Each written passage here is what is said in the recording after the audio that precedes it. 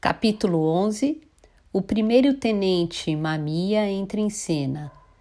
O que surgiu de dentro do barro morno e água de colônia. 3 dias depois, o senhor Tokutaro Mamiya me telefonou. Eram 7:30 da manhã e eu tomava café da manhã com minha esposa. Sinto muito incomodar tão cedo. Espero que não tenha acordado o senhor com a ligação, disse ele com uma voz de quem realmente pedia desculpas. Não tem problema, eu sempre acordo um pouco depois das 6, respondi. Ele agradeceu pela carta e disse que precisava falar comigo ainda de manhã sem falta antes que eu saísse para o trabalho. Disse que ficaria muito feliz se eu arranjasse um pouco de tempo para me encontrar com ele de manhã ou no horário do almoço, explicando que pretendia voltar para Hiroshima no trem-bala da tarde, se possível. Na verdade, inicialmente ele planejava permanecer mais uns dias em Tóquio, mas alguns imprevistos o obrigavam a voltar às pressas entre hoje e amanhã. Eu disse que estava desempregado no momento, que estava livre o dia inteiro e que o encontro poderia ser marcado no horário mais conveniente para ele, de manhã, no almoço ou à tarde. Mas o senhor não tem planos para hoje? Perguntou ele educadamente. Respondi que não tinha planos. Nesse caso, será que poderíamos marcar na casa do senhor às 10 da manhã de hoje? Claro, pode ser. Então, nos vemos daqui a pouco. Até logo. Se despediu ele e desligou. Assim que coloquei o telefone no gancho, me dei conta de que não tinha explicado o trajeto da estação até a nossa casa. Mas tudo bem, como ele sabia o endereço, bastava pedir informação que com certeza chegaria até aqui. Quem era? Perguntou comigo. O senhor que está entregando as recordações do senhor Honda. Ele vai passar aqui antes do almoço, só para isso. É mesmo? Perguntou ela, tomando um gole de café e passando manteiga na torrada. Quanta gentileza! É verdade. Escuta, não seria bom a gente dar uma passada na casa do senhor Honda e oferecer um incenso diante do altar? Pelo menos você deveria fazer isso, em sinal de agradecimento. Pois é, vou comentar sobre isso também, concordei. Antes de sair, Kumiko se aproximou e me pediu para fechar o zíper do vestido nas costas. O vestido era bem justo e levei certo tempo para fechar completamente. Atrás da orelha dela, senti uma fragrância boa, uma fragrância que combinava com a manhã de verão. Está usando uma água de colônia nova? Perguntei. Mas ela não respondeu. Lançou uma olhada para o relógio de pulso e arrumou o cabelo, estendendo a mão. Tenho que sair, disse já pegando a bolsa sobre a mesa. Enquanto organizava o cômodo de 4 tatames e meio que Kumiko costumava usar para trabalhar, percebi uma fita amarela jogada no cesto de lixo. Ela estava escondida debaixo de manuscritos rasurados e malas diretas e dava para ver apenas uma parte. Só notei porque o amarelo era bem chamativo e brilhante. Era uma fita usada para embrulhar presentes com laço em formato de flor. Apanhei a fita do cesto de lixo e observei. Havia também o papel de embrulho da loja de departamentos Matsuya e embaixo uma caixa da Dior. Abri a embalagem e vi o espaço para um frasco. Só pela caixa, dava para notar que o conteúdo era bem caro. Com a caixa na mão, fui ao banheiro e abri o compartimento onde Kumiko guardava os seus perfumes e cosméticos. O frasco com água de colônia da Dior, praticamente intacta, estava ali e cabia direitinho no espaço dentro da caixa. Abri a tampa dourada do frasco. A fragrância era a mesma que eu tinha sentido atrás da orelha de Kumiko. Sentei-me no sofá e tentei organizar as ideias enquanto tomava o resto do café.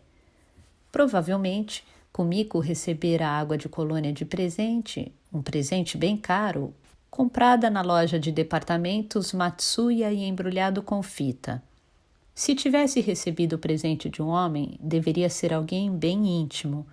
Um homem não tão íntimo não ofereceria uma água de colônia para uma mulher, ainda mais casada. Já se fosse uma amiga, será que amigas se presenteavam com água de colônia? Eu não sabia.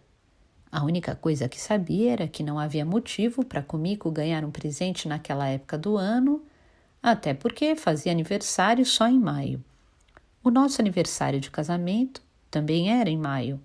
Talvez ela tivesse comprado a água de colônia e pedido para embrulhar para presente. Mas por que faria algo assim?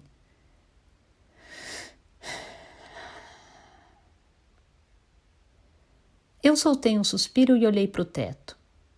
Será que deveria perguntar isso abertamente a Kumiko? Escuta, você ganhou uma água de colônia de alguém? Talvez ela respondesse. Ah, eu ajudei uma colega a resolver um problema. Não vou entrar em detalhes porque é uma longa história, mas ela parecia estar realmente em apuros e fiz uma boa ação. Ela retribuiu com o presente. O cheiro é bom, não é? Sabe, essa água de colônia é bem cara. Tudo bem, faria sentido, e o assunto estaria encerrado. Então, por que preciso me dar o trabalho de fazer a pergunta? Por que me incomodar com isso? No entanto, tinha algo que me importunava. Kumiko poderia ter me contado sobre a água de colônia. Se depois de voltar para casa ela teve tempo de ir ao quarto de trabalho, tirar a fita e o embrulho, abrir a embalagem e jogar tudo no cesto de lixo, se teve tempo de guardar o frasco no compartimento de perfumes e cosméticos do banheiro, poderia ter me dito: olha, que legal, presente que eu ganhei de uma colega de trabalho. Só que ela não disse nada. Talvez achasse que fosse algo insignificante que nem valia a pena ser mencionado. No entanto, mesmo que ela tivesse pensado assim, essa história já estava coberta por uma camada opaca chamada segredo. E era isso que me incomodava. Fiquei observando o teto por muito tempo, distraído. Tentei pensar em outra coisa, mas por mais que tentasse, minha mente não obedecia direito. Lembrei-me das costas brancas e macias de Kumiko, a fragrância que exalava por trás da orelha. Fiquei com vontade de fumar depois de muito tempo. Queria colocar um cigarro nos lábios, acender a ponta e inspirar funda fumaça para dentro dos pulmões. Pensei que assim me sentiria um pouco mais tranquilo. Mas eu não tinha cigarro.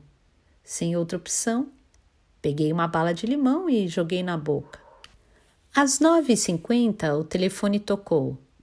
Deve ser o primeiro-tenente Mamiya, pensei. A nossa casa ficava num ponto bem difícil de achar. Às vezes, até quem já tinha vindo algumas vezes ficava perdido. Porém, não era o primeiro-tenente Mamiya. Assim que peguei o gancho, escutei a voz daquela mulher misteriosa do estranho telefonema do outro dia. Olá, quanto tempo? Começou ela. E aí? Gostou da outra vez? Foi bom para você? Escuta, precisava mesmo desligar no meio? A gente estava indo bem. Por um instante, imaginei que ela estivesse se referindo àquele sonho erótico que tive com Creta Cano. Naturalmente, ela não estava falando disso, e sim do telefonema que me deram enquanto eu estava preparando o espaguete. Olha, desculpa, mas estou um pouco ocupado agora. Vou receber uma visita daqui a 10 minutos e preciso aprontar as coisas. Você está sem emprego, mas vive ocupado, não é? Perguntou ela com a mesma voz cínica da outra vez.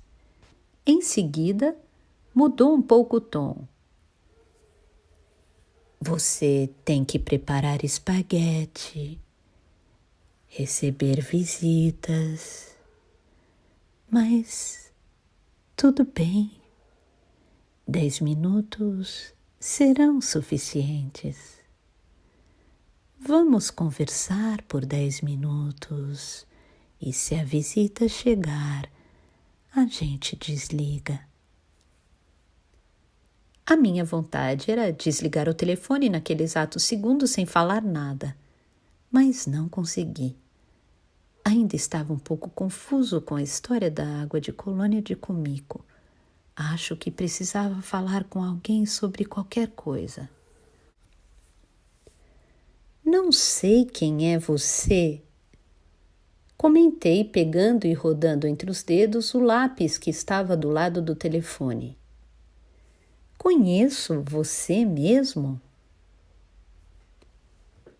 Claro, nós dois nos conhecemos. Eu não contaria uma mentira dessas. Não sou tão desocupada assim a ponto de ligar para um ilustre desconhecido. Você deve ter uma espécie de ângulo morto na memória. É que não entendo direito. Eu queria... Olha, escute. Interrompeu ela bruscamente. Pare de pensar em hipóteses. Nós dois nos conhecemos. O importante é... Sabe, posso ser muito carinhosa com você sem receber nada em troca. Não acha isso legal?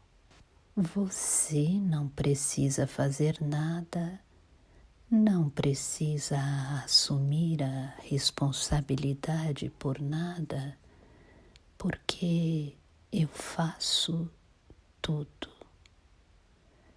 Tudo. Isso não é incrível? Pare de pensar em complicações e esvazie a mente. Como se você estivesse tomando um banho de barro morno numa tarde agradável de primavera. Eu fiquei calado. Como se dormisse e sonhasse deitado no barro quentinho. Esqueça a sua esposa e que você está desempregado e o futuro. Esqueça tudo. Todos surgimos do barro e vamos retornar para lá um dia. Por isso, escute, Okada. Você se lembra da última vez que fez sexo com sua esposa? Será que já não faz muito tempo? Algo como, digamos, umas 2 semanas. Desculpe, mas a visita já vai chegar. Pelo jeito, faz mais tempo ainda. Consigo perceber pelo tom da sua voz. Então, o quê? Umas 3 semanas? Eu não disse nada. Bom, isso não importa. Prosseguiu ela, cuja voz lembrava o ato de tirar rapidamente o pó acumulado na cortina com um pequeno espanador.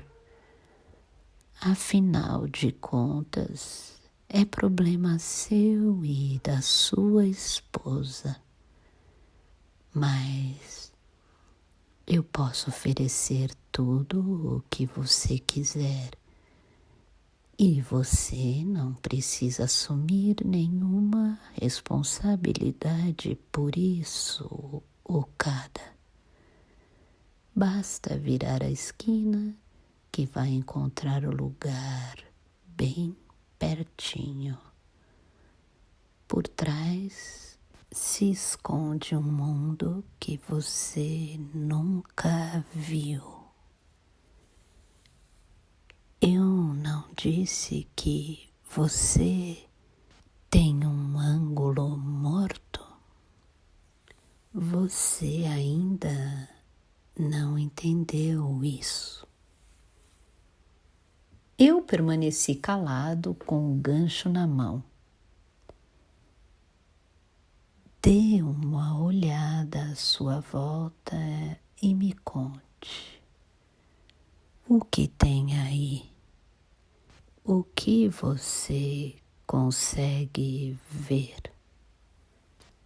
Neste momento, ouvi a campainha tocar. Fiquei aliviado e desliguei o telefone sem falar nada. O primeiro-tenente Mamiya era um senhor de idade alto, completamente careca, que usava óculos de armação dourada. Parecia fazer exercício físico, estava bronzeado e apresentava uma pele saudável.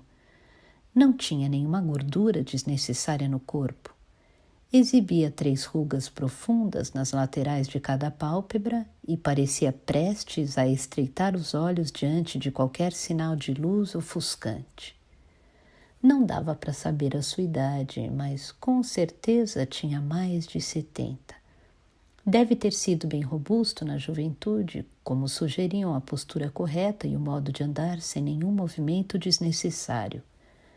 Agia e falava com extrema educação, mas demonstrava autoconfiança e franqueza.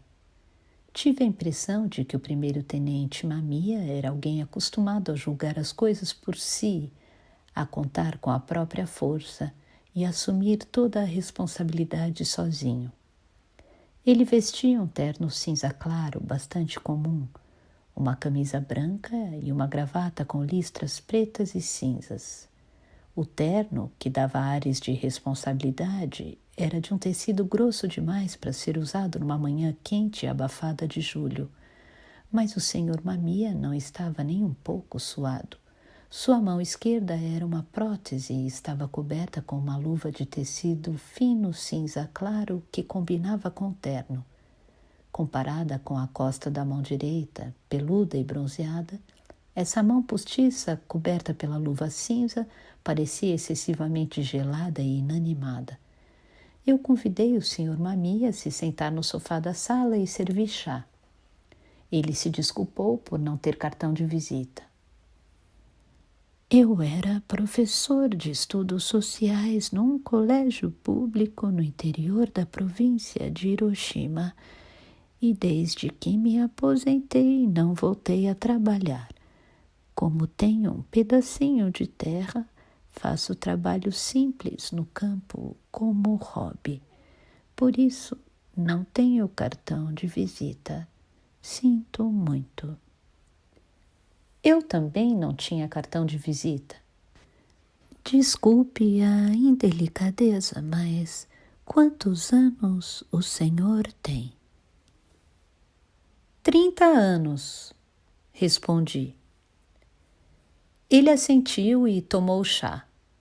Não sei ao certo a impressão que a descoberta da minha idade causou nele. O senhor mora numa casa bastante tranquila, observou ele como se quisesse mudar de assunto. Eu expliquei que a casa pertencia a meu tio, que cobrava um aluguel bem barato. Se dependesse da nossa renda, não teríamos condições nem de alugar uma casa com a metade desse tamanho, acrescentei. Ele assentiu e ficou olhando ao redor por um tempo discretamente. Eu fiz o mesmo. Dê uma olhada à sua volta, disse a mulher misteriosa. Olhando com mais atenção, senti que pairava uma espécie de ar distante dentro da casa. Faz 2 semanas que estou em Tóquio, disse o primeiro-tenente Mamiya. O senhor é a última pessoa a quem devo entregar a recordação antes de voltar para Hiroshima sossegado.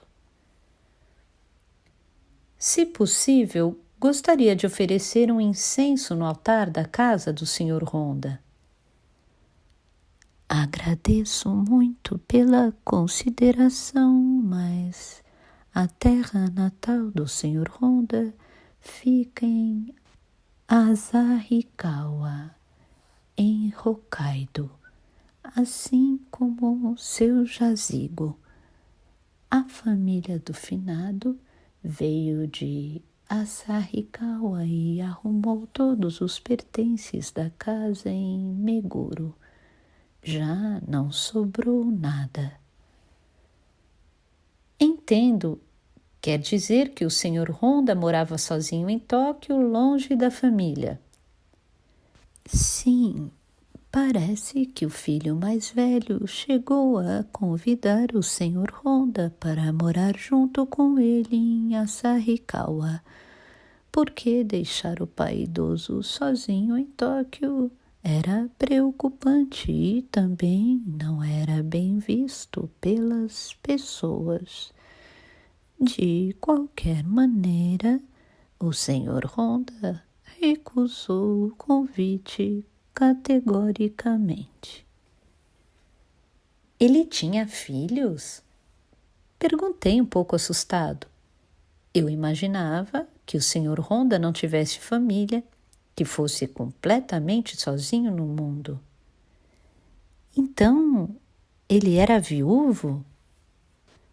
Bom, é uma história um tanto complexa. Na verdade, a esposa do Sr. Honda se suicidou ao lado de outro homem, um pouco depois do fim da guerra. Acho que em 1950 ou 1951. Não conheço os detalhes. O Sr. Honda não me contou e eu também não fiquei perguntando. Eu assenti. Depois disso, o Sr. Honda criou sozinho os 2 filhos, um menino e uma menina. Assim que os filhos se tornaram independentes, ele veio sozinho para Tóquio e passou a trabalhar com adivinhações, essas coisas, como o senhor deve saber bem. Qual era o emprego dele em Asahikawa? Ele e o irmão mais velho tinham uma gráfica. Tentei imaginar o Sr. Honda de macacão de operário diante de uma impressora verificando a prova tipográfica. Para mim, o Sr. Honda sempre seria um velhinho meio negligente, sentado à mesma mesa no verão e no inverno, vestindo uma roupa suja que parecia um pijama com uma faixa na cintura, mexendo as varetas de adivinhação. Em seguida, com destreza, o primeiro-tenente Mamiya pegou e abriu com uma mão só o pacote coberto por um grande lenço, retirando um objeto com o formato de uma pequena caixa de doces, envolto em papel craft e amarrado firmemente com barbante. O primeiro-tenente Mamiya colocou o embrulho na mesa e empurrou na minha direção. O finado deixou isso para o senhor, como recordação, senhor Okada. Aceitei e apanhei o embrulho, que era muito leve. Eu não fazia a menor ideia do que tinha dentro. Posso abrir aqui agora? O primeiro-tenente Mamiya balançou a cabeça. Lamento, mas o senhor Honda deixou instruções para que o senhor só abrisse quando estivesse sozinho. Assenti e voltei a colocar o embrulho sobre a mesa. Sabe, prosseguiu o primeiro-tenente Mamiya, recebi a carta do senhor Honda exatamente na véspera do falecimento. Ele informava que sua morte estava próxima. Não tenho nenhum medo de morrer, pois é meu destino. Eu apenas sigo o meu destino, mas deixei de fazer algumas coisas. No armário de casa guardei tais e tais objetos, pensando em entregar para certas pessoas. Como não vou ter tempo para isso, gostaria de pedir a sua ajuda para realizar a partilha das minhas recordações, conforme as instruções da folha em anexo. Bem, sei que o pedido é impertinente, mas gostaria muito que o senhor se dispusesse a ajudar atendendo ao meu último desejo. Era esse o conteúdo da carta. Eu fiquei muito assustado. Afinal, fazia uns 6 ou 7 anos que não tinha mais contato com ele. E, de repente, uma carta dessas.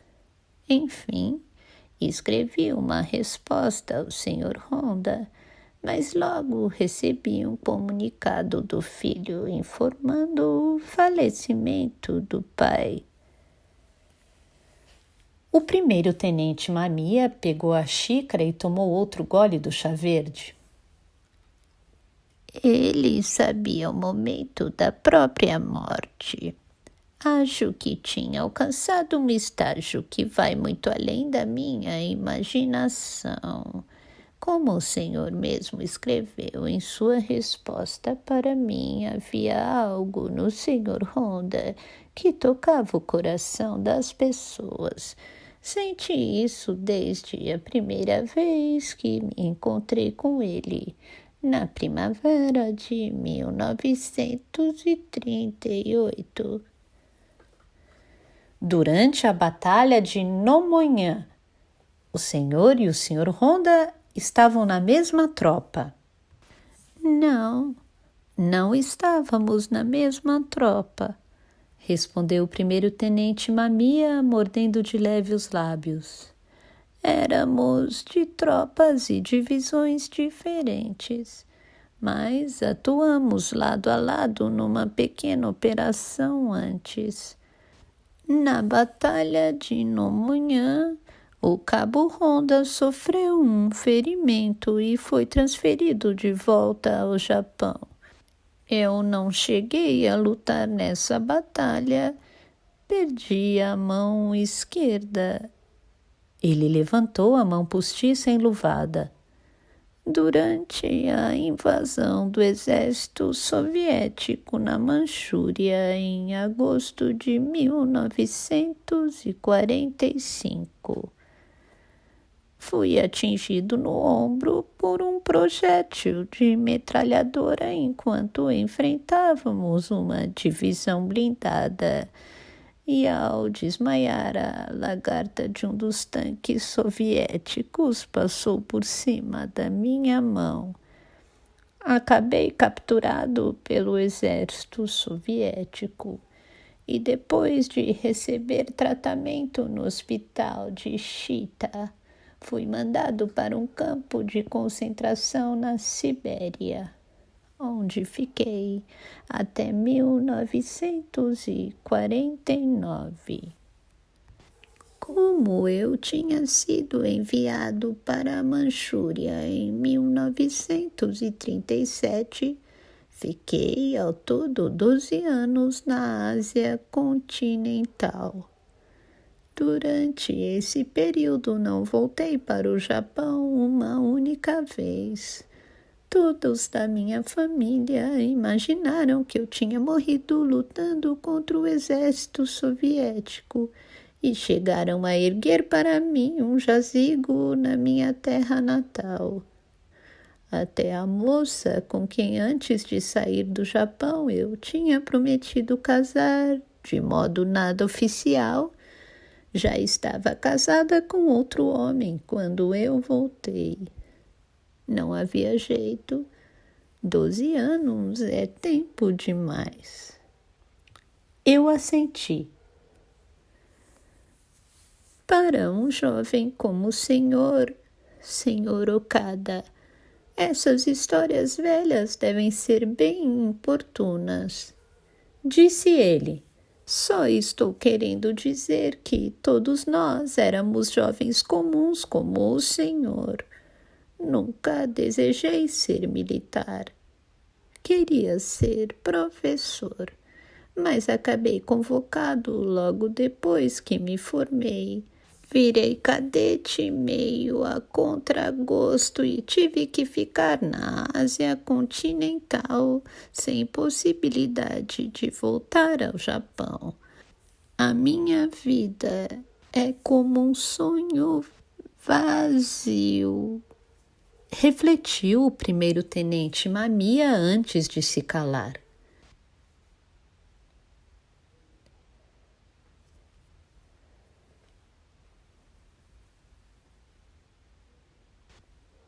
Poderia me contar como conheceu o Sr. Honda? Perguntei, quebrando o silêncio. Era um pedido sincero.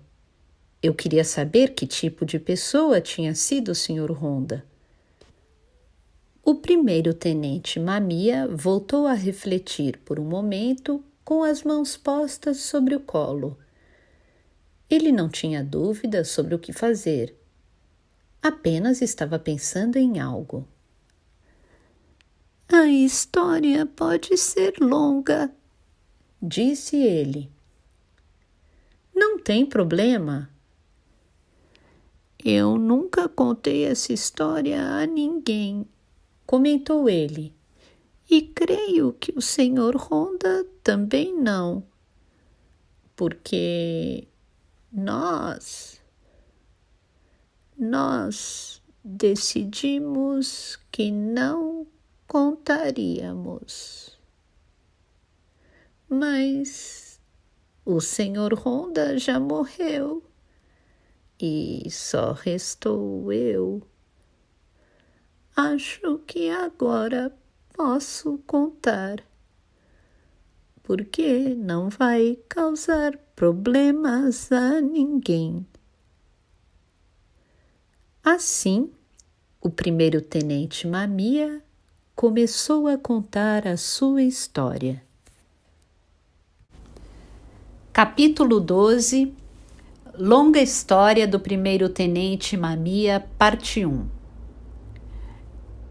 Fui enviado à Manchúria no início de 1937.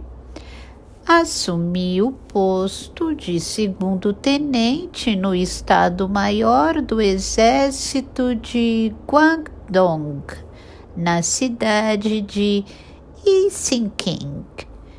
Como tinha estudado geografia na faculdade, fui alocado no setor de geografia militar especializado em mapeamento. Fiquei bastante satisfeito com essa função, porque o trabalho que desempenhava, para ser bem franco, era um dos mais fáceis do exército.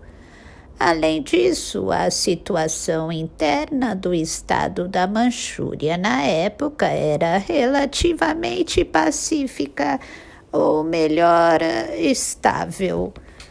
A eclosão do incidente sino-japonês já havia levado o teatro de operações para o interior da China e as principais tropas de combate do exército japonês não estavam mais agrupadas no exército de Guangdong, e sim na força expedicionária enviada para a China.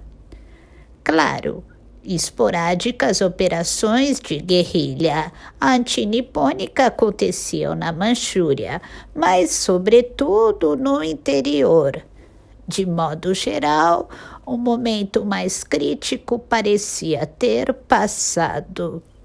O exército de Guangdong mantinha as poderosas forças armadas no estado da Manchúria, recém-independente.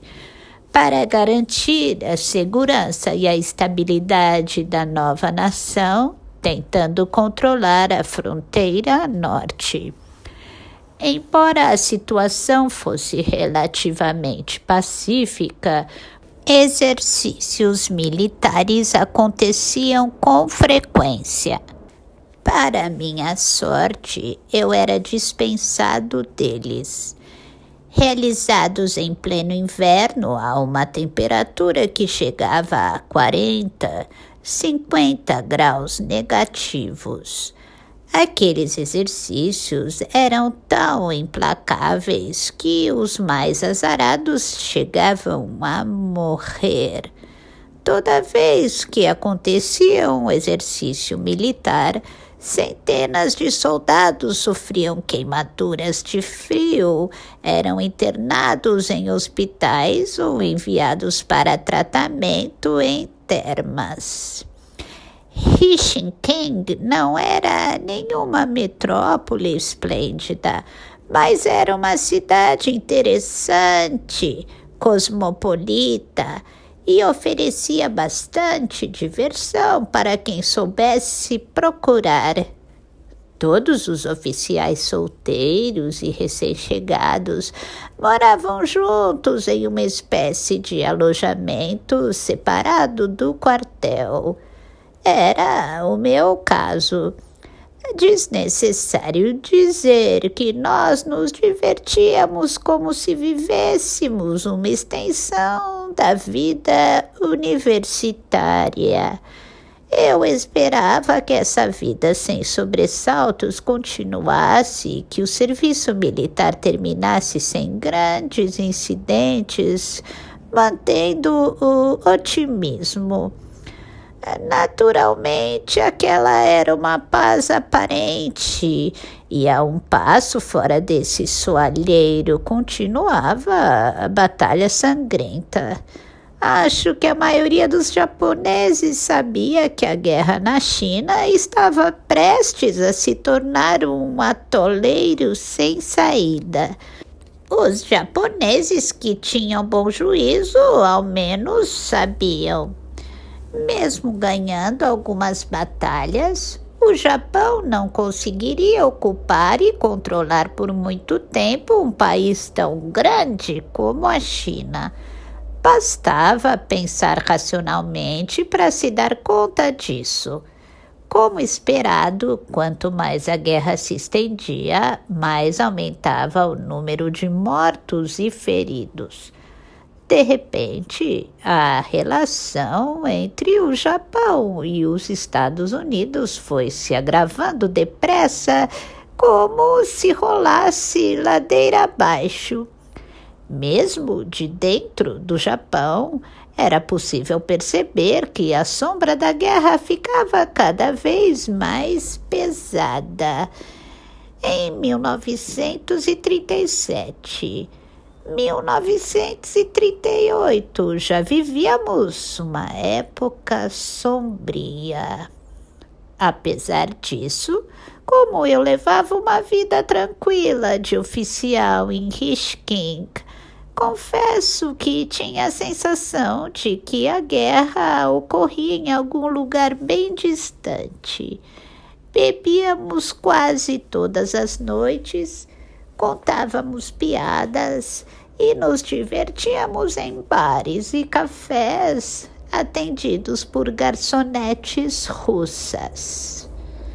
Até que um belo dia, no final de abril de 1938, se não me engano, fui chamado pelo oficial superior do Estado-Maior e apresentado a um homem vestido à paisana.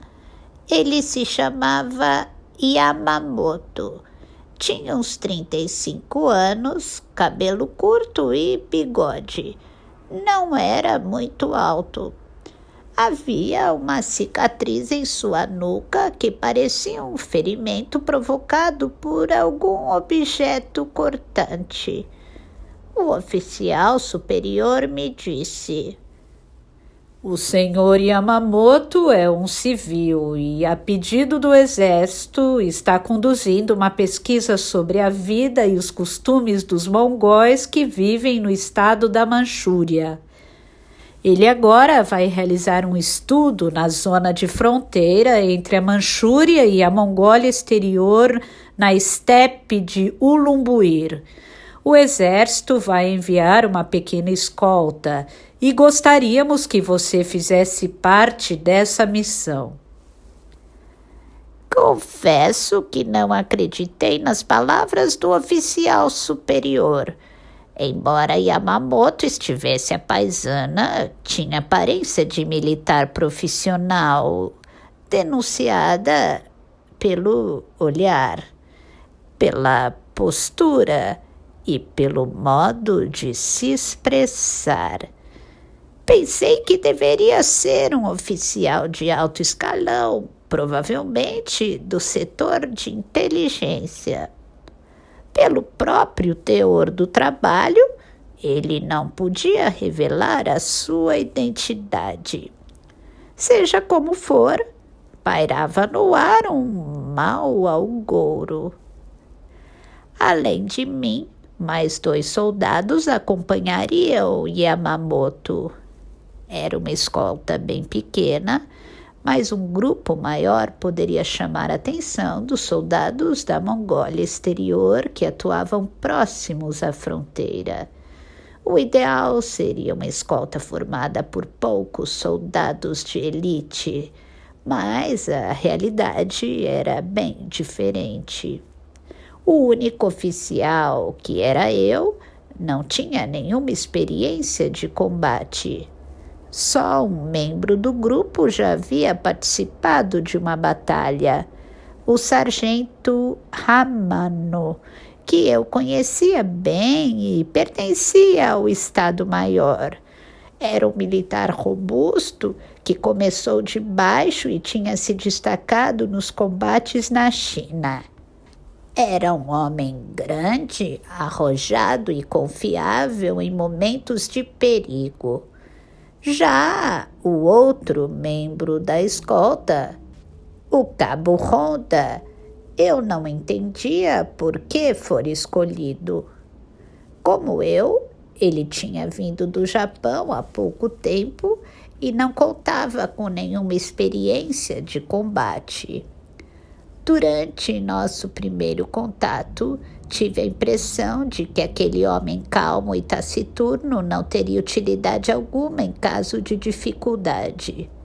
Apesar disso, ele pertencia à 7ª Divisão, o que significava que o Estado-Maior tivera o trabalho de pedir sua transferência para essa missão. Logo, ele deveria ter algum valor, mas só fui entender isso bem mais tarde. Eu tinha sido escolhido para liderar a escolta porque estava encarregado da topografia da região que abrangia a bacia hidrográfica do rio Kaukar, na fronteira oeste do estado da Manchúria. A minha principal tarefa era aperfeiçoar o mapa da região. Eu já havia sobrevoado a área algumas vezes e fui considerado útil para a missão. Além de liderar a escolta, eu teria que recolher informações topográficas detalhadas e contribuir para melhorar a precisão do mapa. Era como matar 2 coelhos com uma cajadada só. Para ser sincero, nosso mapa da zona de fronteira entre o estado da Manchúria e a Mongólia Exterior, na estepe Ulumbuir, era bem precário. Datava da época da dinastia Qing da China, com algumas correções. O exército de Guangdong até tentara fazer um mapa mais preciso depois do estabelecimento do estado da Manchúria, realizando diversos levantamentos e reconhecimentos, mas o território era extenso demais. Além disso, o oeste da Manchúria contava com uma vasta área deserta que parecia não ter fim e era como se a linha fronteiriça não existisse. Para se ter uma ideia, essa região era povoada pelos nômades mongóis que por milhares de anos viveram assim sem nunca sentirem falta de uma fronteira, conceito inexistente para eles. Os motivos políticos também atrasavam a elaboração de um mapa mais preciso. Para resumir, se fizéssemos um mapa oficial estabelecendo a linha fronteiriça por conta própria, poderia eclodir um grande conflito.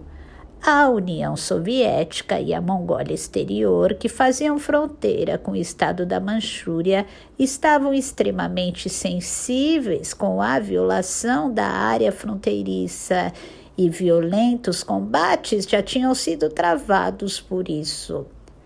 Naquele momento, o exército japonês não desejava a deflagração da guerra contra a União Soviética, porque estava investindo as suas principais forças na guerra contra a China e não dispunha de contingentes reservas para um combate de grande escala contra a União Soviética. O número de divisões, tanques, artilharias pesadas e aeronaves era insuficiente, sem mencionar que a prioridade era a estabilização política do recém-fundado estado da Manchúria. O exército japonês considerava que a linha fronteiriça no norte e noroeste da Manchúria poderia ser delimitada mais tarde. O plano era ganhar tempo com uma demarcação dúbia e provisória. De modo geral, o exército de Guangdong, conhecido por suas atitudes firmes, respeitava essa postura do exército japonês e apenas monitorava a situação. Por isso, tudo foi deixado vago e indefinido. Ainda assim, mesmo com essa estratégia, um conflito poderia ser deflagrado da noite para o dia por qualquer razão. E, de fato, ocorreu um conflito em Nomonhan no ano seguinte. Nesse caso, se tornaria necessário um mapa para o combate. Um mapa normal não serviria nesse cenário. Numa guerra, é necessário um mapa com informações detalhadas, como o tipo e o local das trincheiras a serem construídas, a localização mais estratégica para o posicionamento das artilharias pesadas, o número de dias que a infantaria deve percorrer a pé para chegar a determinado ponto, onde conseguir água potável, a quantidade necessária de ração para os cavalos e tudo mais. Sem esse tipo de mapa, é impossível travar uma guerra moderna. Por isso, Alguns aspectos do nosso trabalho tinham relação com os do setor de inteligência e, com frequência, trocávamos informações com a Agência de Serviço Secreto de Hailar e com o setor de inteligência do Exército de Guangdong. Eu conhecia de vista o pessoal desses setores, mas era a primeira vez que via esse Yamamoto. Depois de 5 dias de preparativo, deixamos Helsinki de trem para Ailar.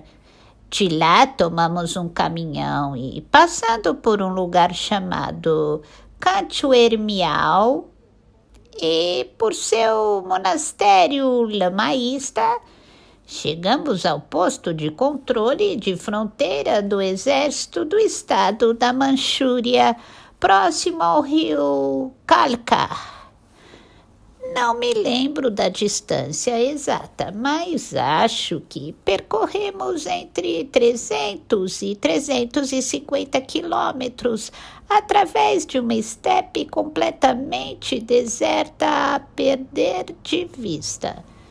Do alto do caminhão eu comparava o mapa com a topografia, mas não havia nada que servisse de referência. Por todos os lados brotavam montes baixos com grama, paisagem que se estendia infinitamente e se mesclava com o firmamento repleto de nuvens. Não havia como saber ao certo onde estávamos no mapa, e eu estimava nossa localização pelo tempo gasto para chegar em determinado lugar. Seguindo em silêncio por uma paisagem desoladora como essa, às vezes eu era invadido por uma falsa sensação de que o meu corpo perdia a consistência e se desprendia aos poucos. Como o cenário à nossa volta era muito vasto, ficava cada vez mais difícil manter o equilíbrio da consciência. Será que o Senhor compreende essa sensação?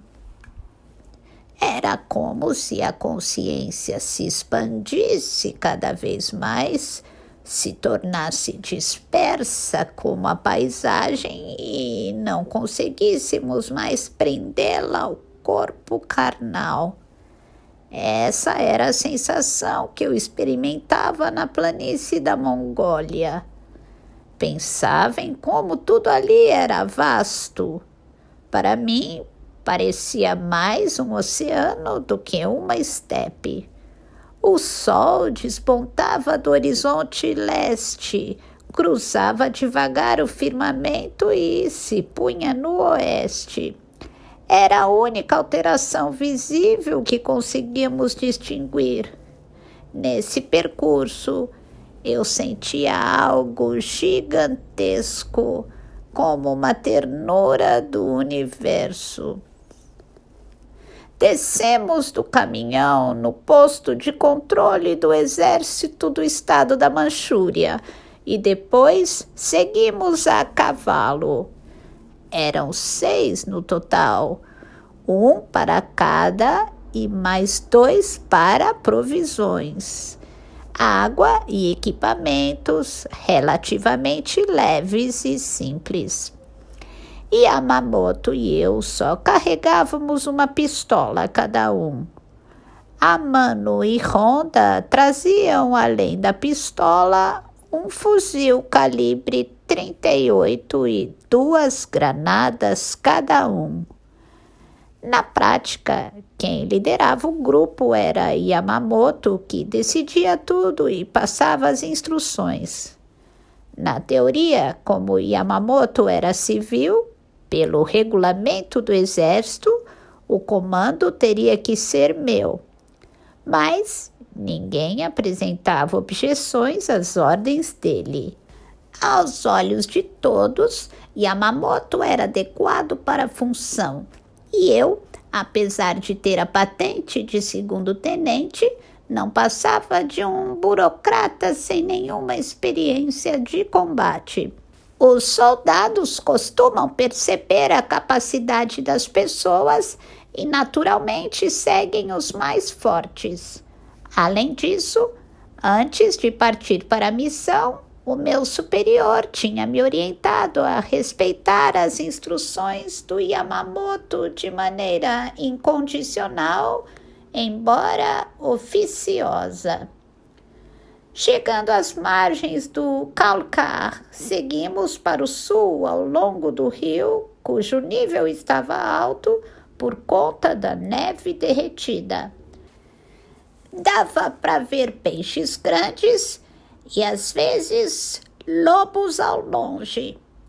Talvez não fossem bem lobos, e sim cães selvagens.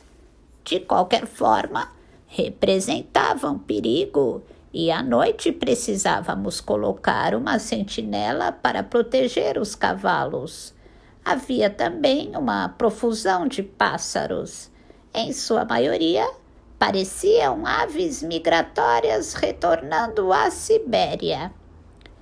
Yamamoto e eu discutíamos muito sobre a geografia da região. Verificávamos o trajeto aproximado no mapa e anotávamos as informações de cada detalhe avistado. Porém, fora essa troca de informação técnica, Yamamoto quase nunca abria a boca. Ele seguia em frente, montado no cavalo em silêncio. Fazia as refeições sozinho e afastado, e dormia sem comentar nada.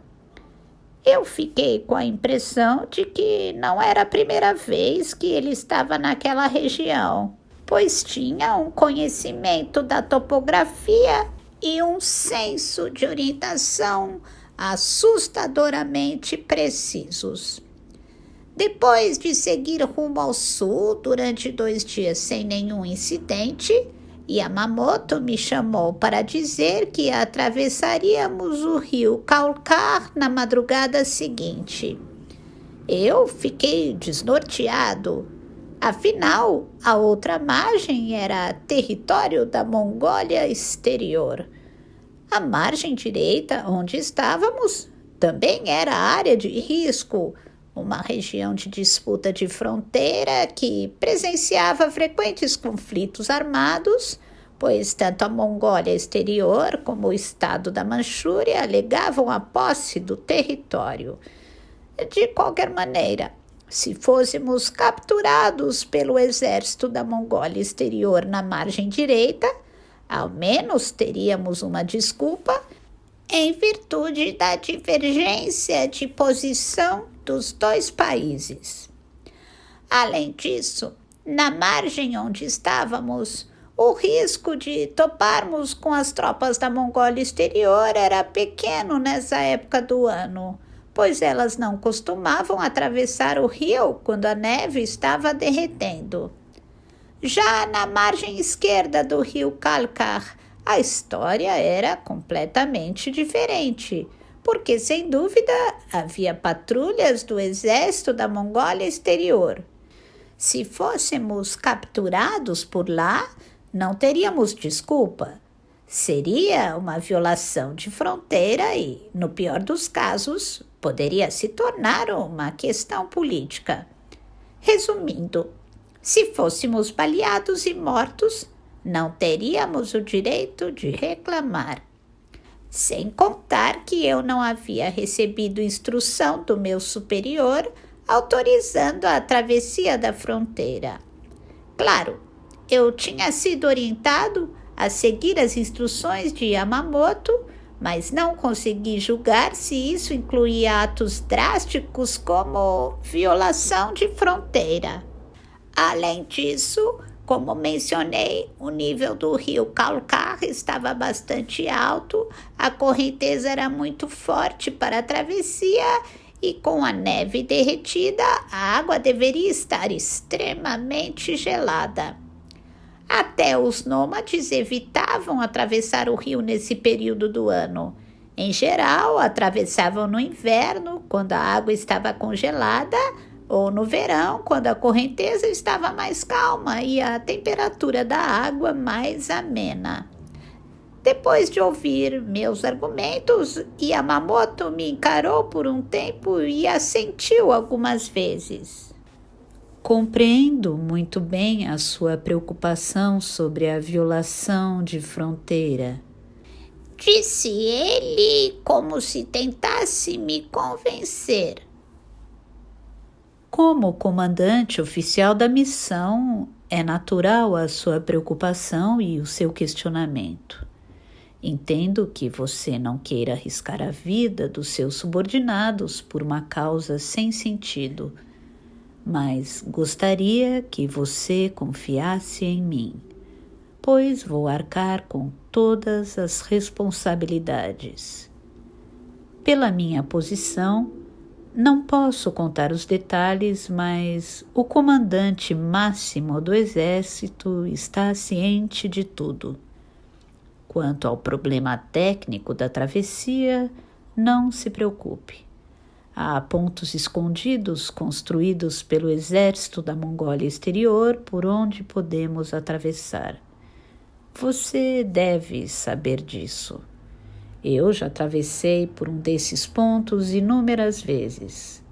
No ano passado, nessa mesma época, entrei na Mongólia Exterior a partir do ponto que vamos atravessar. Por isso, não se preocupe. De fato, o exército da Mongólia Exterior conhecia bem a geografia da região e mesmo naquela época do ano, quando a neve estava derretendo, tinha enviado algumas vezes tropas de combate para a margem direita do rio Kalkar, apesar de não ser uma constante. O rio Kalkar apresentava pontos por onde uma tropa inteira conseguia atravessar se quisesse. Ora, se uma tropa inteira conseguia atravessar, Yamamoto também conseguia, e não deveria ser algo impossível para nós. O ponto em questão era secreto e fora provavelmente construído pelo exército da Mongólia Exterior. Estava muito bem camuflado e era imperceptível à primeira vista.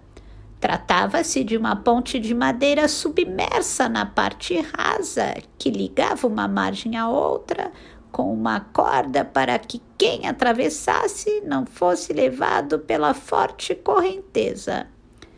Naturalmente, se o nível do rio baixasse mais um pouco, veículos de transporte, carros blindados e tanques poderiam atravessar com facilidade. Como a ponte ficava submersa, não podia ser descoberta em reconhecimento aéreo. Cruzamos a correnteza segurando a corda. O primeiro a atravessar sozinho foi Yamamoto, que verificou que a patrulha do exército da Mongólia Exterior não estava por perto e fez um sinal para nós. A água estava tão gelada que não conseguíamos sentir as pernas, mas com custo conseguimos chegar à margem esquerda junto com os cavalos. A elevação do terreno na margem esquerda era grande e conseguíamos avistar o deserto da margem direita até bem longe. Aliás, essa foi uma das vantagens do exército soviético do começo ao fim da Batalha de Nomonhan. O grau de precisão do impacto de uma artilharia pode mudar muito dependendo da diferença de altura de um terreno. Enfim, confesso que fiquei impressionado com a vista diferente da outra margem do rio. Depois da travessia pela água gelada, meu corpo permaneceu anestesiado por muito tempo, a ponto de eu não conseguir falar. Mas, para ser franco, logo me esqueci do frio com a tensão que experimentei diante da ideia de que estava em terreno inimigo. Depois, Rumamos para o sul, ao longo do rio Calcá, que seguia tortuoso como uma serpente, bem debaixo dos nossos olhos, na margem esquerda. Ao fim de alguns minutos, Yamamoto disse que era melhor todos tirarmos nossas insígnias, e obedecemos.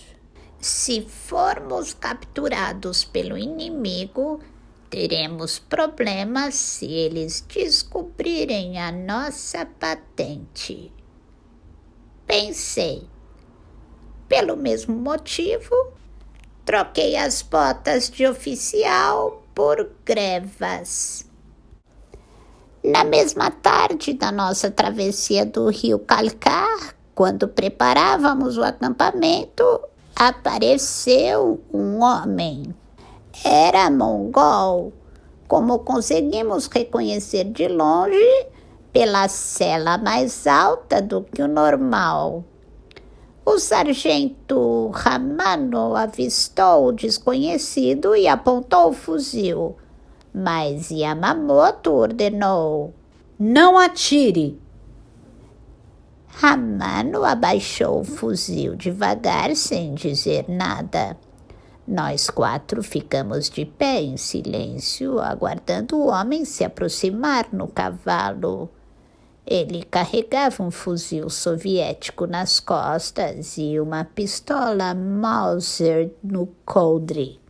Tinha o rosto coberto de barba e usava um chapéu com tapa-orelha. Suas roupas eram sujas como as de um nômade, mas os gestos revelavam que era um militar. O homem desceu do cavalo e começou a falar com Yamamoto. Acho que em mongol. Eu entendi um pouco de russo e de chinês, mas ele não falava nenhuma dessas línguas. Por eliminação, imaginei que conversavam em mongol. Yamamoto também respondeu no mesmo idioma, o que me levou a ter certeza de que era um oficial do setor de inteligência. Segundo o tenente Mamiya, vou acompanhar esse homem, informou Yamamoto. Não sei quanto tempo vou demorar, mas quero que vocês me esperem aqui. Acho que nem preciso dizer, mas sempre deixem alguém de sentinela. Se eu não voltar em 36 horas, você deve comunicar ao quartel-general. Envie um soldado para o outro lado do rio, até o posto de controle. Entendido, respondi. Yamamoto montou no cavalo e desapareceu com o mongol rumo ao oeste. Os 2 homens e eu preparamos o acampamento e fizemos uma refeição simples. Não podíamos cozinhar nem fazer fogueira. De onde estávamos, fora as dunas baixas, não havia nenhum obstáculo na estepe. Por isso, a qualquer sinal de fumaça, seríamos capturados pelo inimigo. Montamos uma barraca baixa atrás de uma duna e, escondidos, comemos pães velhos e carne enlatada. Depois que o sol se escondeu no horizonte, as trevas cobriram tudo em poucos minutos e incontáveis estrelas começaram a brilhar no céu. De vez em quando, o som da correnteza do rio Calcar ganhava o acompanhamento do uivo dos lobos em algum lugar. Deitados na areia, descansamos da fadiga daquele longo dia. Segundo o tenente, a situação está ficando perigosa, não é? Perguntou o sargento Hamano. Está, respondi.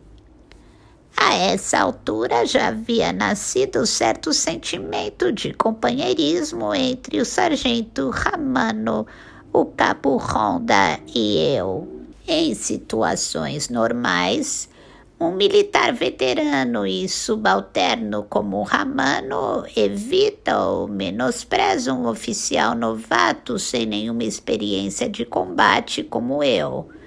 Mas a nossa relação era boa. Como eu tinha formação universitária, o sargento Ramano demonstrava certo respeito por mim e eu também procurava reconhecer a experiência de combate e o pragmatismo dele sem me ater à hierarquia. Além disso, como ele era natural da província de Yamaguchi, quase na fronteira com a província de Hiroshima, onde eu nasci, tínhamos assuntos em comum, de modo que uma amizade nasceu entre nós. Ele me contou sobre as experiências de combate na China. Ele só tinha concluído o primário e sempre atuou como soldado, mas ainda assim tinha algumas dúvidas sobre a complexidade da guerra na China, que parecia nunca ter fim, e me revelou que pensava com sinceridade. Como sou soldado, não me importo em guerrear ou em dar minha vida pela nação. Afinal, é o meu dever, disse ele. Mas, segundo o tenente, nossa guerra de agora não é normal. Não faz nenhum sentido. Não é uma guerra de verdade, com uma linha de frente e um inimigo delimitado. Nós avançamos e os inimigos fogem praticamente sem lutar. Os soldados chineses batem em debandada, tiram a farda e se escondem em meio à multidão. Desse jeito, não sabemos quem é ou não inimigo e acabamos matando muitos inocentes em missões que são verdadeiras caças a bruxas ou a fugitivos. Saqueamos alimentos da população porque, apesar de a linha de frente avançar cada vez mais, o abastecimento não consegue dar conta e não temos outra opção. Sem espaço e sem alimento para os prisioneiros de guerra, só nos resta matar todos. Não está certo. O exército japonês cometeu muitas atrocidades em Nanjing. A nossa tropa também cometeu atrocidades. Jogamos dezenas de pessoas num poço e atiramos granadas dentro, sem contar outras barbáries que não posso nem falar. Segundo o tenente, esta guerra não tem nenhuma causa justa, não passa de carnificina mútua. E quem paga a conta, no final, são os camponeses chineses pobres que não têm filosofia. Para eles, tanto faz o Partido Nacionalista Chinês, o jovem Marechal Zhang Xueliang, o exército da Oitava Rota ou o exército japonês. Eles só estão preocupados em comer. Como sou filho de um pescador pobre, sei muito bem como se sentem esses camponeses. Mesmo trabalhando duro de sol a sol, o dinheiro que essa gente consegue mal dá para sobreviver. Segundo o tenente, eu não acho que matar essas pessoas sem nenhuma razão traga benefícios ao Japão. Comparado com o sargento Ramano, o cabo Honda não se abria muito. Costumava ficar calado, só ouvindo a conversa, sem emitir opinião. Era introspectivo, mas não taciturno. Apenas não tomava a iniciativa de falar.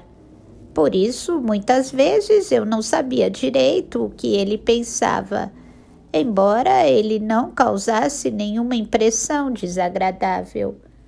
O silêncio do cabo Honda tinha algo que tranquilizava o coração dos outros.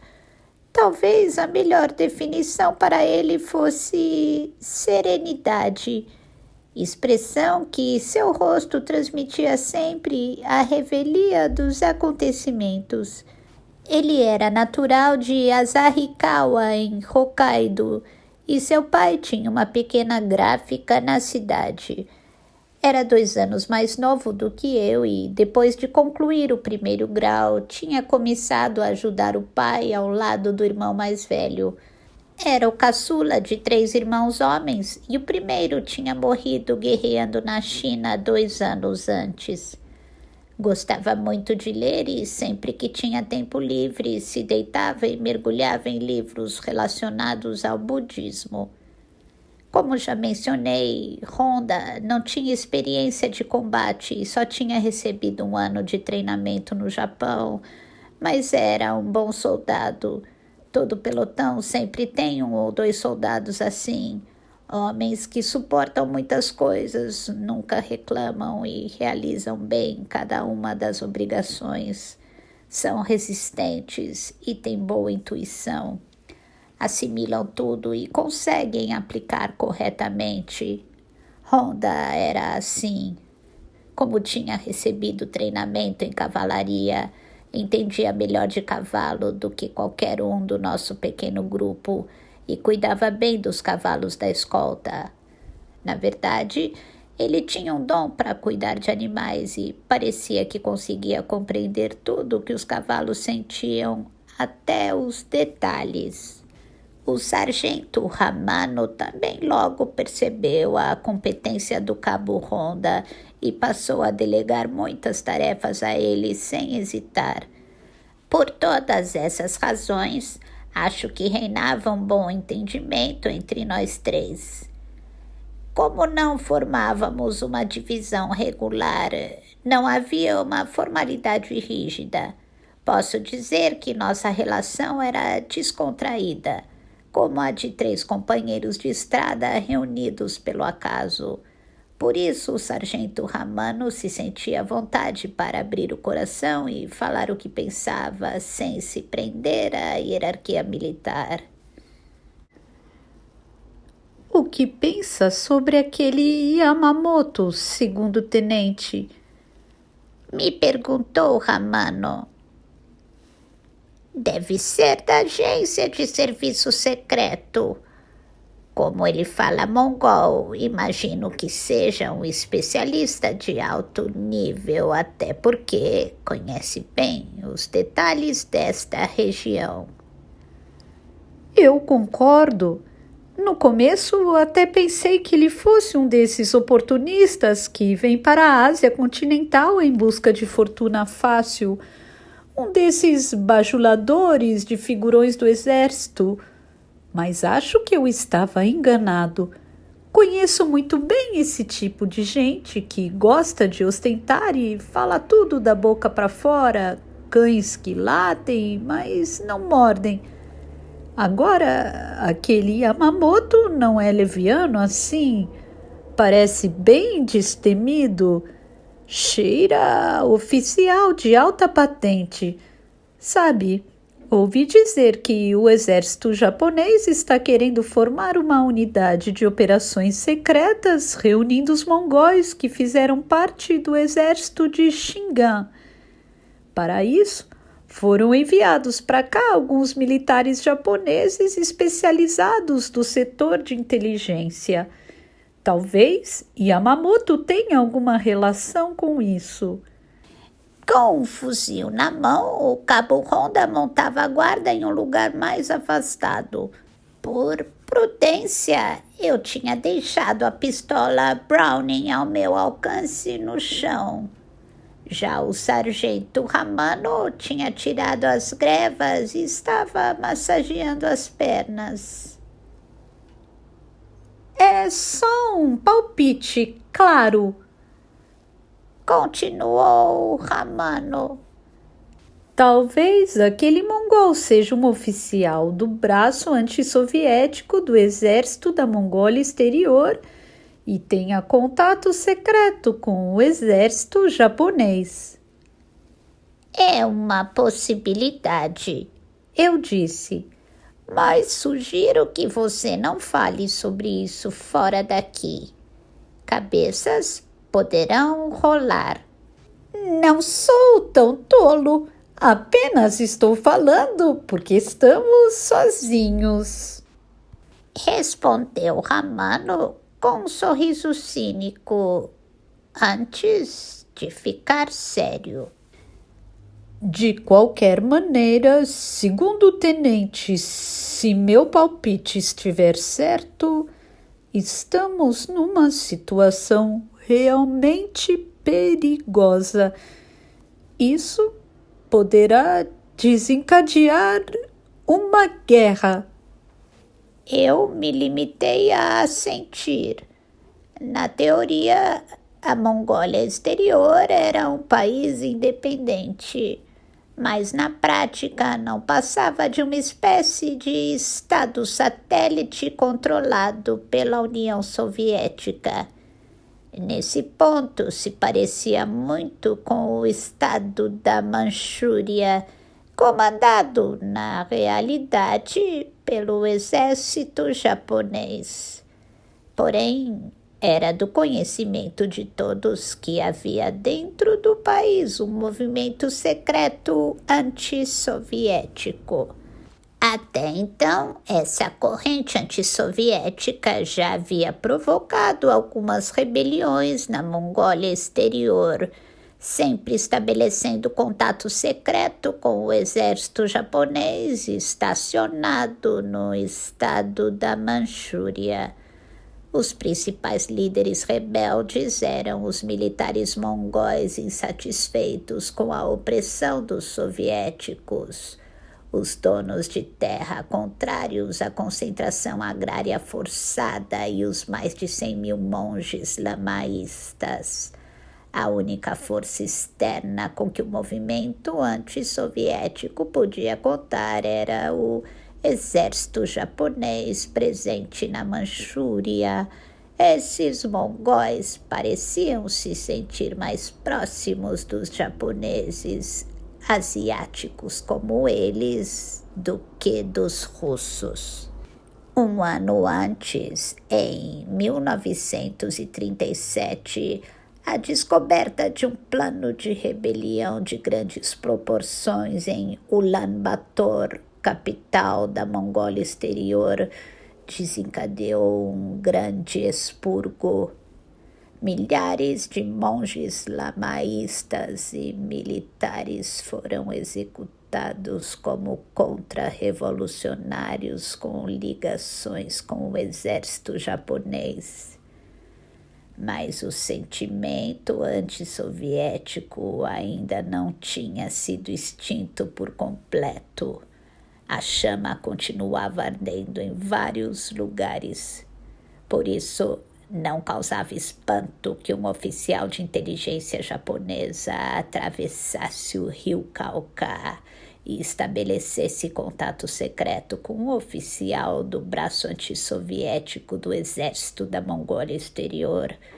Para impedir comunicações dessa natureza, a guarda de fronteira do exército da Mongólia Exterior realizava frequentes operações de patrulha e proibia a aproximação a menos de 20 quilômetros da fronteira com o estado da Manchúria. No entanto, como a zona de fronteira era bastante extensa, a guarda não conseguia monitorar tudo. Porém, mesmo que a rebelião dos dissidentes antissoviéticos fosse bem-sucedida, era evidente que o exército soviético faria imediata intervenção e reprimiria a contra-revolução. Caso ocorresse a interferência soviética, o exército rebelde solicitaria ajuda do Japão e o exército de Guangdong teria uma justificativa para interceder. Ocupar a Mongólia Exterior era a mesma coisa que enfiar uma faca no flanco da administração soviética na Sibéria. Embora o quartel-general imperial do Japão fosse tentar brecar as ambições do exército de Guangdong, os militares do seu Estado-Maior, ofuscado pela ganância, não deixariam escapar uma oportunidade como essa. Se houvesse interferência militar, já não seria uma disputa de fronteira, e sim uma guerra soviético-japonesa de grande escala. Se fosse deflagrada uma guerra na fronteira entre a Manchúria e a União Soviética, Hitler poderia responder invadindo a Polônia e a Tchecoslováquia. Era a esse cenário que o sargento Ramano se referia. Amanheceu, mas Yamamoto não retornou. Eu fui o último a montar guarda. Pedi emprestado o fuzil do sargento Ramano e, sentado numa duna um pouco mais alta, observei em silêncio o céu do leste. O amanhecer da Mongólia era esplêndido. Em poucos minutos, o horizonte todo se iluminava em um raio de luz e subia devagar em meio às trevas, como se uma grande mão estendida do alto do céu puxasse devagar a cortina da noite. Era uma cena magnífica, cuja grandeza ia muito além da minha consciência. Vendo essa paisagem, eu tinha a impressão que minha própria existência se dissolvia aos poucos e quase desaparecia. Nada nesse quadro, nem a mais ínfima trivialidade, fora criado pela mão humana. A mesma cena tinha se repetido durante centenas de milhões de anos, durante bilhões de anos, desde os tempos remotos, quando não existia nenhuma forma de vida. Até me esqueci que estava de sentinela e observei impressionado a alvorada. Quando o sol já tinha despontado por completo acima do horizonte, acendi um cigarro, tomei um pouco de água do cantil e urinei. Em seguida, pensei no Japão. Lembrei-me da paisagem da minha terra natal no início de maio, do perfume das flores, do murmúrio do riacho e das nuvens do céu. Pensei nos amigos de longa data e na família. Também me lembrei do kashiwamochi, macio e saboroso, feito com arroz e doce de feijão e embrulhado em folha de carvalho. Não sou muito de doces, mas naquela hora tive muita vontade de comer um kashiwamochi e cheguei a ponderar que pagaria meio ano do meu soldo por um. Ao pensar no Japão, me sentia como se tivesse sido deixado para trás e abandonado nesse fim de mundo. Não conseguia entender por que precisava arriscar a minha vida em uma disputa por uma terra infértil e extensa como aquela, que só tinha grama feia e acidentada e percevejos, uma terra que praticamente não tinha nenhum valor militar estratégico nem industrial. Pela minha terra natal, eu entregaria minha vida, mas achava uma grande tolice arriscar a pele para proteger uma terra árida onde nada crescia. Yamamoto voltou na madrugada do dia seguinte, quando eu montava a guarda. Eu estava contemplando distraidamente o rio e me virei às pressas ao ouvir o relincho de um cavalo. Mas não vi nada. Sem falar uma palavra, apontei o fuzil para a direção de onde veio o relincho. Ao engolir a saliva, fiz um som alto, glup, tão alto que cheguei a me assustar. O meu dedo no gatilho tremia. Nunca tinha atirado em alguém antes. Alguns segundos depois, cambaleante, Yamamoto apareceu montado no cavalo, subindo a duna. Mantive o dedo no gatilho e olhei à volta, mas não avistei ninguém além de Yamamoto. Nenhum sinal de soldados inimigos, nem do mongol da outra vez. Nada além da grande lua branca flutuando a leste no céu como uma gigantesca pedra de mau presságio. Yamamoto parecia estar ferido no braço esquerdo. A faixa enrolada no braço estava vermelha de sangue. Eu acordei o cabo Honda e pedi que cuidasse do cavalo de Yamamoto. O animal estava ofegante e banhado em suor, como se tivesse percorrido uma grande distância. Hamano me substituiu no posto de sentinela e eu peguei o kit de primeiros socorros para fazer um curativo no braço de Yamamoto. A bala atravessou o braço e a hemorragia está estancada, avisou Yamamoto. De fato, havia 2 aberturas no braço e só uma estava em carne viva.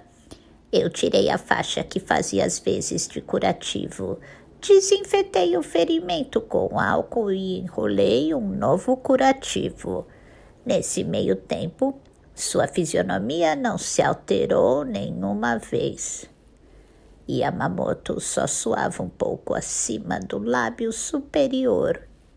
Ele tomou um gole de água do cantil, acendeu um cigarro e inspirou a fumaça para dentro dos pulmões com gosto.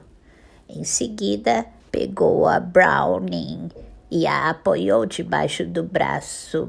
Retirou o cartucho e carregou 3 balas com uma só mão de maneira habilidosa. Segundo tenente Mamiya, vamos sair daqui agora mesmo. Vamos atravessar o rio e voltar ao posto de controle. Nós desfizemos o acampamento às pressas, sem falar quase nada. Montamos e seguimos para o ponto de travessia. Não perguntei nada a Yamamoto, nem onde ele estava, nem o que aconteceu, nem tampouco por quem foi baleado. Eu não estava na posição de fazer perguntas, e mesmo que estivesse, provavelmente ele não responderia. Além do mais, a única coisa que passava pela minha mente no momento era sair do território inimigo quanto antes, atravessar o rio Kaulkar e chegar à margem direita relativamente segura. Cavalgamos em silêncio no meio da estepe. Ninguém abria a boca, mas era evidente que todos pensavam a mesma coisa. Será que vamos conseguir atravessar o rio sãos e salvos? Se a patrulha do exército da Mongólia Exterior chegasse à ponte antes de nós, seria o nosso fim. Não teríamos nenhuma chance. Eu me lembro que suava muito nas axilas. O suor não secava. Segundo tenente Mamiya, você já foi baleado alguma vez? Perguntou Yamamoto, montado no cavalo, quebrando um longo silêncio. Respondi que não. Já atirou em alguém? Repeti a resposta anterior. Não sei que impressão minhas réplicas causaram. Também não sabia o objetivo daquelas perguntas. Certo. Preste muita atenção. Estou com um documento que precisa ser entregue no quartel-general, disse ele, colocando a mão sobre um alforge. Se a entrega não for possível, o documento deve ser eliminado. Você pode queimá-lo ou enterrá-lo, mas não deixe que caia nas mãos do inimigo de jeito nenhum. Custe o que custar. Estou falando de prioridade máxima. Gostaria que você soubesse. É algo muito, muito importante. Entendi. Yamamoto me encarou com firmeza. Em situação de perigo, atire em mim. Atire sem hesitar. Avisou ele. Se eu puder, vou atirar em mim. Mas estou ferido e talvez não consiga me matar. Nessa hora, atire em mim e para matar. Eu assenti em silêncio. Chegamos ao ponto de travessia antes do anoitecer. Logo ficou evidente que o medo que sentimos durante a viagem tinha fundamento. O pelotão do exército da Mongólia Exterior já estava por lá. Yamamoto e eu subimos numa duna e revezamos para olhar pelo binóculo. Havia 8 soldados, número não muito grande, mas pelos equipamentos pesados dava para notar que não se tratava de uma patrulha de fronteira qualquer. Um soldado carregava uma metralhadora ligeira. Num lugar um pouco mais elevado, protegido por pilhas de sacos de areia, despontava uma metralhadora pesada que apontava para o rio. Aqueles homens estavam posicionados ali para impedir que passássemos para a outra margem. Tinham erguido barracas à beira do rio e amarrado 10 cavalos em estacas. Provavelmente não mudariam de posição enquanto não nos capturassem. Não existem outros pontos de travessia? Perguntei.